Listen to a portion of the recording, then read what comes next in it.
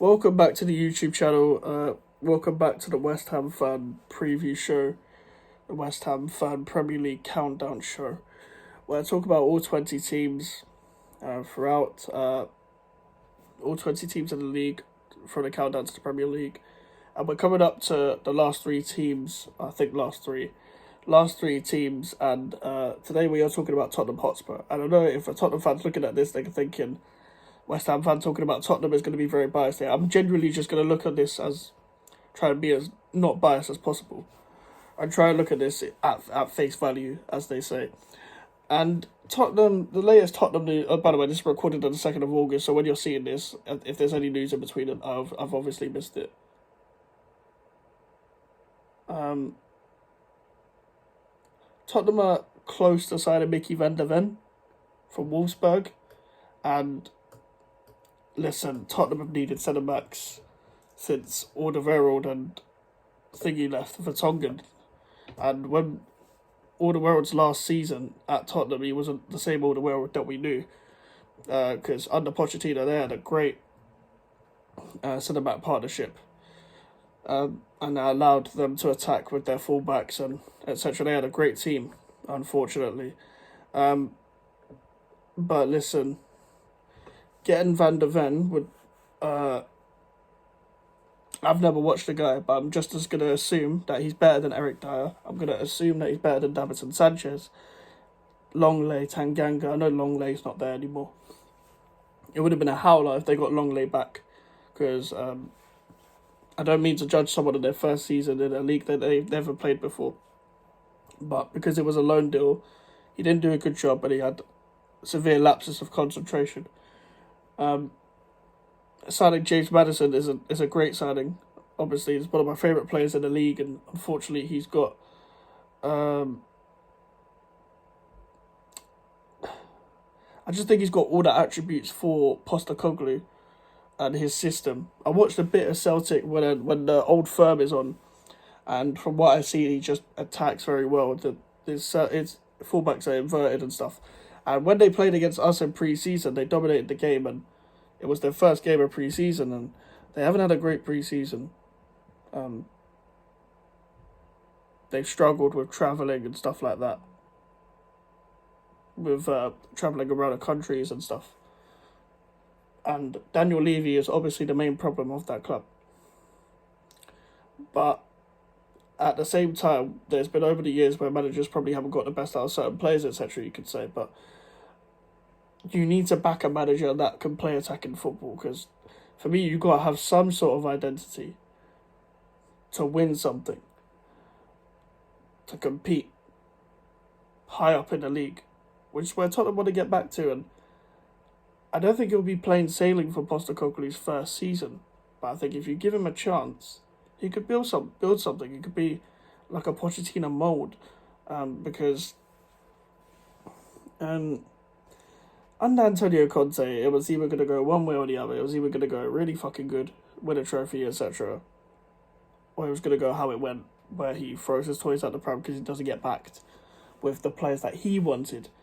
And that's what happened. He didn't get backed with the players he wanted. He threw his toys out the pram, but he also could have probably been more tactically more versatile with the way he approached games, because it was just the same thing every game. So there was parts to blame on both parties there. Now with Ange Postecoglou, you're getting a guy who takes no shit, a man who just wants to attack and play football. But you're going to need a few improvements, and I think with some of the young talent like Idoji and Sarr and people like them could play a role.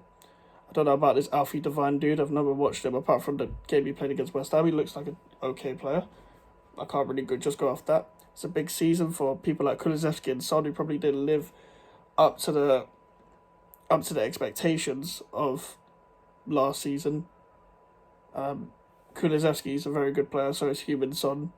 We all know that. So it'll be very interesting to see if they can deliver at that type of at this type of football, and see if Son could go again, because Son is in his 30s now. So I don't think you should be relying on him as much, especially with a quite a smart signing that is Manor Solomon. That it could be looked at two ways, where it's a very cheap signing, it's a very Daniel Levy signing, or it's a man that can give competition, a man that can hug the touchline but also cut in. Maybe Perisic can play a role just as a winger. I know he wanted to force his move, but nobody wants a 34-year-old. So, especially on the wing, unless you're going back to Croatia, which would make a lot of sense. The whole Harry Kane thing is a long saga. It's been a long saga for Tottenham fans for years. But I just think he'll stay and sign a new contract, because I just don't think anyone is going to want him this year. And I think he's the kind of guy to just take the money and try and break the record, and just, I think he's easily influenced by Daniel Levy. Be like, no, we're going somewhere, Harry, just sign a deal. If I was him, I'd probably just go on a free, because every club would want me if I was on a free. If I was on Harry Kane's level, every club will go for you, like the Bayerns, the Man Uniteds, even Chelsea would probably approach you. Pochettino would love you at Chelsea, even if they had two strikers already. They'd try and make it work. A lot of teams would go for Harry Kane if he was on a free. And this, even with signing Mickey van der Ven, you're probably going to need another centre-back, because you're just one injury away from Mr. Fridge, Eric Dyer, playing again. Eric Dyer and Davinson Sanchez are genuinely the evil twins of defenders. And I've seen a lot of shit as a West Ham fan. But